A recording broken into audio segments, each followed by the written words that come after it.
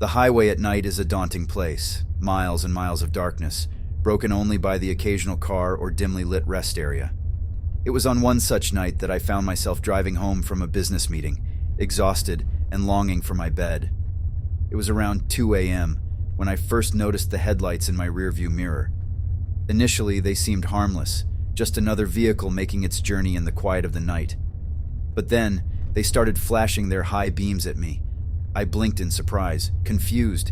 Maybe I was driving too slowly, or perhaps a taillight was out.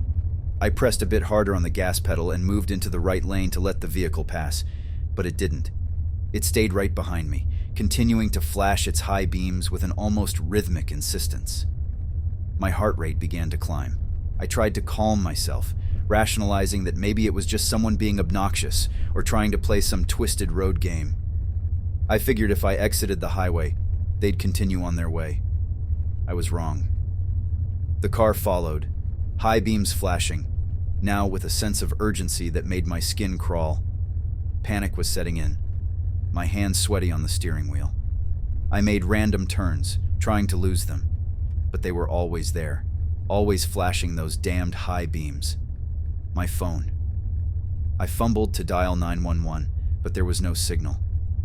How was that possible? I had just had full bars a few miles ago. There was a rest area up ahead, but stopping felt like a terrible idea. Instead, I sped past it, only to catch a fleeting glimpse of a figure standing by the restrooms, draped in darkness, watching the road. The image sent chills down my spine, the juxtaposition of stillness against my frantic speed.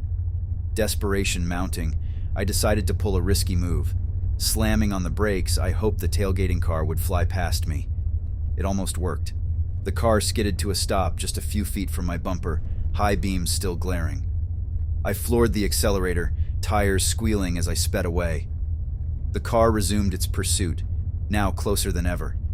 The dark highway seemed to stretch on endlessly, with no other cars in sight. Suddenly, a small town's lights appeared in the distance. Relief washed over me. I could find help there.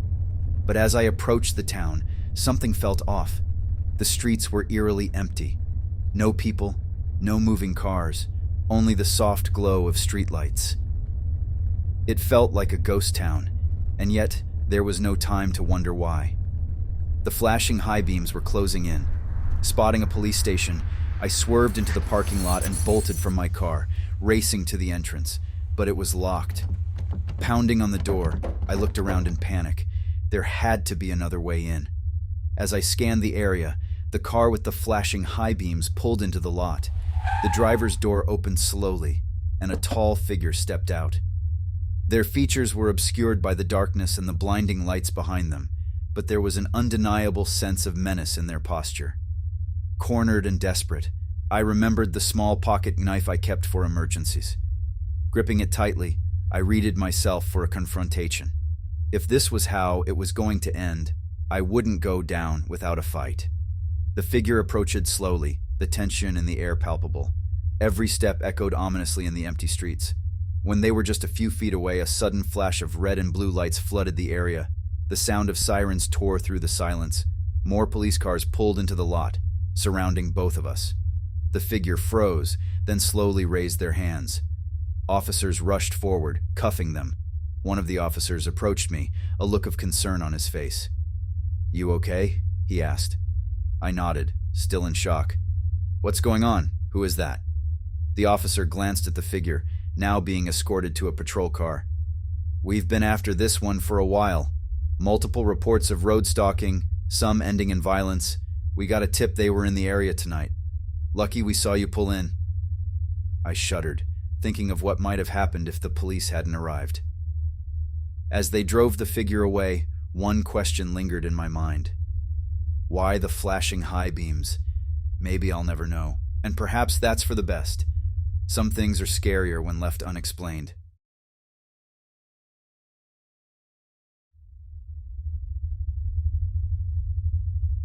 After a particularly long day at work, I was desperate to get home. The night had settled in, making the city lights seem sharper and the shadows deeper. I remember the weight of exhaustion pressing on me, making everything feel slightly blurred. It was while waiting at a traffic light, mind wandering, when I first saw her. My rearview mirror reflected a face, pale and wide-eyed, of a young woman seated in the back row of my car. My heart lurched, and a cold panic swept over me. I hadn't picked anyone up. How did she get there? The light turned green, and as cars honked behind me, I drove forward, every instinct urging me to flee, though I had no idea from what. The figure in the back remained still, her gaze fixed on something far away. My thoughts raced, trying to find a logical explanation. Maybe she was a hitchhiker, or someone in distress. But how and when did she enter my car? Summoning courage, I glanced into the rearview mirror and tried to speak. "Hey, are you okay?" No response. She just sat there, eerily silent, her face hauntingly calm amidst my panic. I decided to pull over at the next gas station, which was well lit, with a few people around. Safety in numbers, right? However, as I turned into the station and parked, I took another look in the mirror. She was gone. The back seat was empty. My heart was thundering in my chest, and confusion wrapped around my mind. Was I seeing things? Was my exhaustion playing tricks on me? I got out of the car, leaving the door open, and quickly walked into the gas station, hoping to find some semblance of sanity. The attendant behind the counter looked up and gave a nod. "There's someone in my car, or at least I thought there was," I blurted out. He raised an eyebrow. "You okay?" "I swear I saw a woman in the back seat, but now she's gone." The attendant, a burly man with tattoos lining his arms, came out from behind the counter. "Let's take a look." Together, we inspected the car. Nothing seemed amiss. No signs of forced entry, no belongings left behind, nothing. "Long day?" he asked. I nodded, feeling both embarrassed and still deeply unsettled. "Get some rest. Your mind can play tricks when you're tired," he said, trying to be reassuring. Gratefully, I thanked him and decided to head straight home. The city roads were becoming more and more deserted as the night deepened. As I drove, the earlier fear began to fade, replaced by the logical explanations that my mind clung to. It was just fatigue, perhaps a play of light and shadow. But then, as I approached a particularly dim section of the road, I heard it, a soft humming coming from the back seat. It was a lullaby, one that sounded eerily familiar from my childhood. The hairs on the back of my neck stood on end, and terror gripped me once more. With trembling hands, I turned on the interior light. The back seat remained empty, but the humming continued, growing louder, almost drowning out the sound of the engine. Panicking, I sped up, desperate to reach the safety of my home. Every shadow seemed threatening, every sound a menace. The once familiar streets now felt like a labyrinth of terror. When I finally pulled into my driveway, the humming had ceased. I sat there for a moment, gathering my wits, then rushed into my house without looking back. Once inside, I locked all the doors and windows and curled up on my couch, trying to calm my racing heart. The quiet of the house was both a relief and a torment, as every creak and rustle made me jump. Hours seemed to pass, and fatigue began to overpower fear. I was drifting into an uneasy sleep when I heard it again, soft, almost inaudible, but unmistakably the same humming from the car. Eyes wide open, I scanned the room. There, at the far end, by the window, stood a figure, silhouetted against the pale moonlight, humming that haunting lullaby. I was frozen in place, trapped between the urge to scream and the fear of what might happen if I did. The figure continued to hum, never moving, never acknowledging my presence. As dawn began to break, the humming faded, and the figure seemed to dissolve with the shadows, leaving me alone in the silence of the early morning. To this day, I cannot explain what happened that night. Was it the product of an overtired mind, or was it something far more sinister? I may never know, but one thing's for sure. I always check my back seat now, every single time.